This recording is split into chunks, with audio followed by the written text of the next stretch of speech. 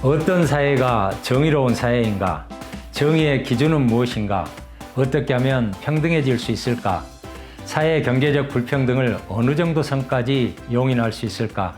부자에게 더 많은 세금을 부과한다면 그것은 어떻게 정당화될 수 있을까? 정의와 관련된 이러한 일련의 질문들을 염두에 두면서 현대의 대표적인 정의론자인 존 롤스의 생각과 주장이 무엇인지 설명해 보도록 하겠습니다.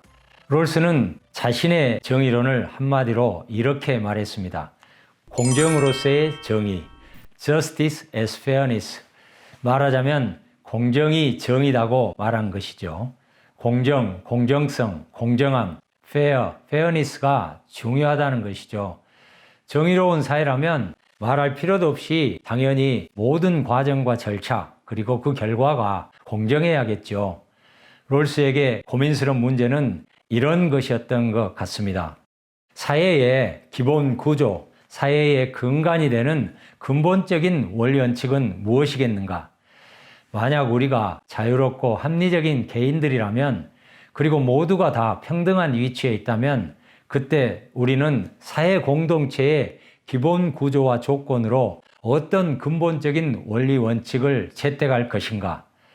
롤스의 핵심 질문이 무엇인지 이해가 되시죠? 만약 우리가 속한 사회 공동체에 가장 중요한 기본 원리를 채택한다면 우리가 모든 사람들에게 적용되는 공정하고 정의로운 원리 원칙을 정한다면 그때 가장 핵심적인 문제는 이렇게 되겠죠. 무엇을 근본적인 원리 원칙으로 채택할 것인가? 어떤 절차나 방식을 통해서 그렇게 할 것인가? 만약에 우리가 합의 당사자 모두를 공정하게 대우하는 원리 원칙을 채택하는 것을 최우선 과제로 삼는다면 무엇보다도 먼저 우리는 각 개인의 다양한 취향이나 이해관계, 도덕이나 종교적 신념, 사회적, 경제적, 정치적 지위 등 일체의 조건을 배제하고 문제를 풀어나가려고 할 것입니다. 이러한 문제의식이 롤스의 출발점입니다. 그래서 롤스는 문제를 풀 수 있는 이론적 장치를 고안하는데요. 말하자면 가상적인 사고 실험을 통해서 정의의 원리 원칙을 도출하는 문제를 풀어보려는 것입니다. 그것은 다름 아닌 생각만으로 고안한 순수한 가상적 상황에서 원리 원칙을 도출하는 방식이라고 말할 수 있겠습니다. 롤스는 사회계약론에서처럼 정의의 원리 원칙들에 대한 사회계약을 통한 공정한 합의를 도출할 수 있다고 생각한 것입니다. 이러한 추론 과정을 잘 이해하기 위해서는 롤스가 가상적으로 고안한 두 가지 개념들, 즉 원초적 입장과 무지의 배일이라는 개념을 이해하는 것이 매우 중요하다고 하겠습니다. 롤스는 먼저 공정으로서의 정의관에 이르기 위해서 평등한 원초적 입장이라는 상황을 설정합니다. 말하자면 원초적 입장이란 공정한 정의관에 이르기 위해서 설정한 순수한 가상적 상황입니다. 원초적 입장이란 한마디로 모든 사람들이 평등한 상태임을 나타내는 출발선이다, 이렇게 이해할 수도 있겠죠.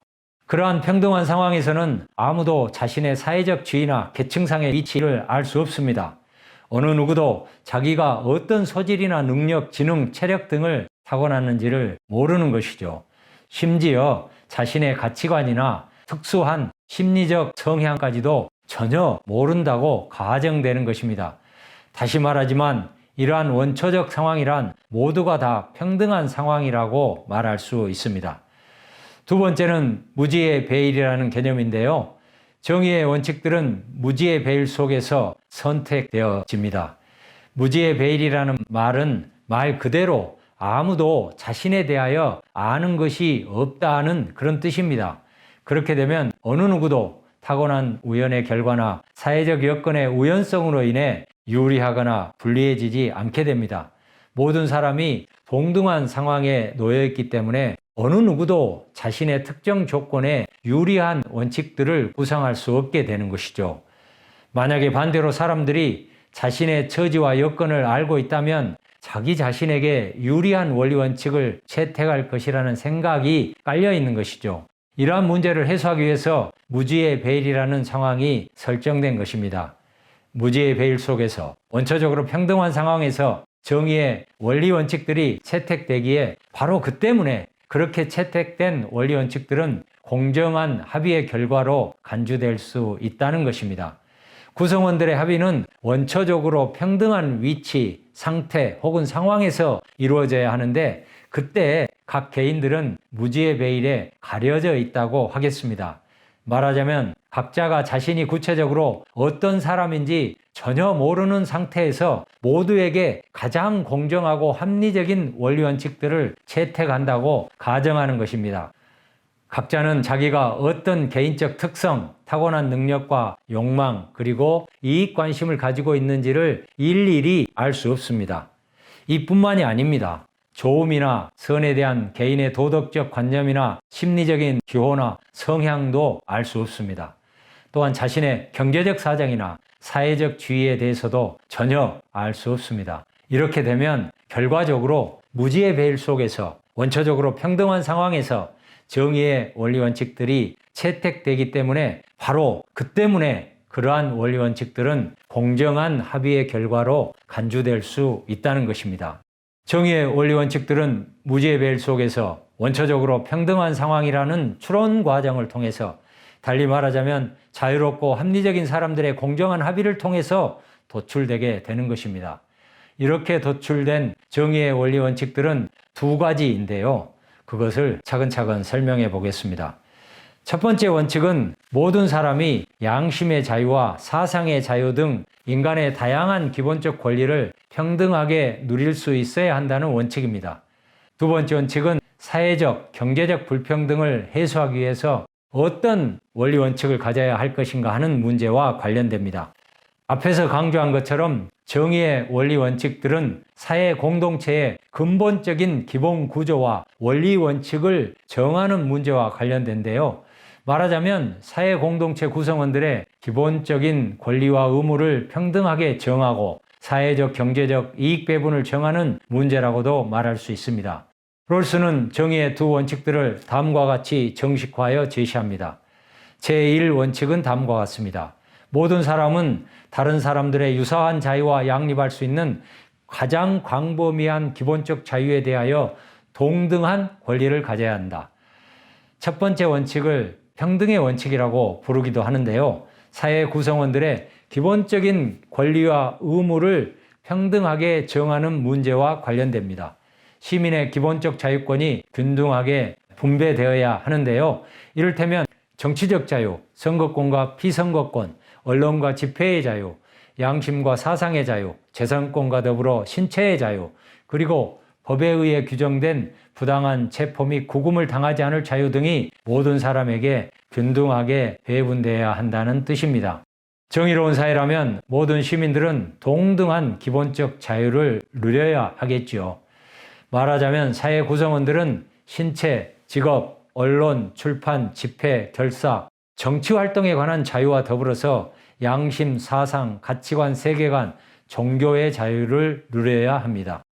제2원칙은 다음과 같습니다. 사회적, 경제적 불평등은 다음 두 조건을 만족시키도록 조정돼야 한다. 첫째, 그 불평등이 모든 사람에게 이익이 되리라는 것이 합당하게 기대되고, 둘째, 그 불평등이 모든 사람에게 개방된 직위와 직책에 결부되어 있어야 한다. 제1원칙이 사회 구성원의 기본적 권리와 의무의 할당을 정하는 것이라면 제2원칙은 사회적, 경제적 이익의 분배를 규제하거나 기획하는 것과 관련됩니다. 제2원칙은 먼저 두 가지 사항을 분명히 하고 있습니다. 권한을 갖는 직위와 명령을 내릴 수 있는 직책은 누구에게나 접근 가능하도록 개방돼야 하고, 재산이나 소득은 모든 사람들에게, 특히 사회의 최소 수혜자들에게 이익이 되도록 분배되어야 한다는 점입니다. 여기서 우리는 제2원칙을 세분화하여 공정한 기회 균등의 원칙과 차등의 원칙으로 세분하여 그 함의를 음미해 볼 수 있을 것입니다. 공정한 기회 균등의 원칙에 따르면 누구나 형식적 차원을 넘어서 실질적으로 사회에 개방된 직위와 직책을 맡을 기회가 주어져야 합니다. 개인의 능력이나 역량의 차이에 따른 어쩔 수 없는 불평등은 능력 개발의 기회가 균등하게 주어진 상황 하에서만 용인되고 정당화될 수 있을 것입니다. 사회는 그 구성원 모두가 능력을 개발하고 신장시킬 수 있는 균등한 기회, 특히 교육의 균등한 기회를 가질 수 있도록 충분한 여건을 조성해야 합니다. 어느 누구도 자신의 사회경제적 조건이나 배경 때문에 어떤 기회를 박탈해서는 안 되는 것입니다. 정의로운 사회라면 개인의 능력이나 역량에 따른 어쩔 수 없는 차등을 용인하더라도 균등한 기회의 평등이라는 관점에서는 어떤 차별도 용인해서는 안 되는 것입니다. 특히 개인의 능력이나 역량을 개발하고 발전시킬 수 있는 교육의 기회에서 실질적인 평등이 실현되는 것이 중요한 문제라고 하겠습니다. 제2원칙을 차등의 원칙이라고 부르기도 하는데요. 그것은 사회경제적인 불평등은 모두의 이익 증가에 이바지할 경우에만 용인되고 정당화될 수 있음을 분명히 하는 것입니다. 롤스는 모든 사람에게 이익이 되지 않는 단순한 불평등은 단호하게 부정해한 것이다 라고 이렇게 말합니다. 사회적 지위와 직책의 차등이 그 사회의 모든 사람에게, 특히 가장 불리한 계층의 사람들에게까지도 이익이 될 경우에 한해서 차등의 원칙은 용인될 수 있습니다. 경제적 이익의 분배와 관련하여서도 이와 유사하게 생각될 수 있을 텐데요. 사회 구성원들 간의 소득의 차등이 최소 수혜자들의 이익 증진에 기여하는 경우에 한해서 그것은 용인되고 정당화될 수 있습니다. 롤스는 시장 경제하에서 발생하는 1차적인 소득의 차등 정도가 최소 수혜자를 포함한 모든 사람들에게 이익이 된다면 사회는 이를 허용할 수 있다고 주장합니다. 만약 그 차등의 정도가 최소 수혜자들의 이익 증진에 반하여 과도한 경우라면 그들의 이익을 극대화하는 방향으로 차등의 정도를 줄여나가야 할 것입니다. 정의로운 사회라면 부유세, 누진세 등 다양한 제도적 장치를 통해서 경제적 격차와 불평등을 적극적으로 조정해 나가야 합니다. 부자들에게 부유세나 누진세를 부과하여 소외계층의 보건이나 교육 등 사회복지 분야에 투자한다면 일정한 경제적 불평등은 차등의 원칙에 부합한다고 볼 수 있습니다. 자, 여기까지 말씀드리고요. 다음 시간에는 마이클 샌델의 정의론에 대하여 살펴보도록 하겠습니다. 감사합니다.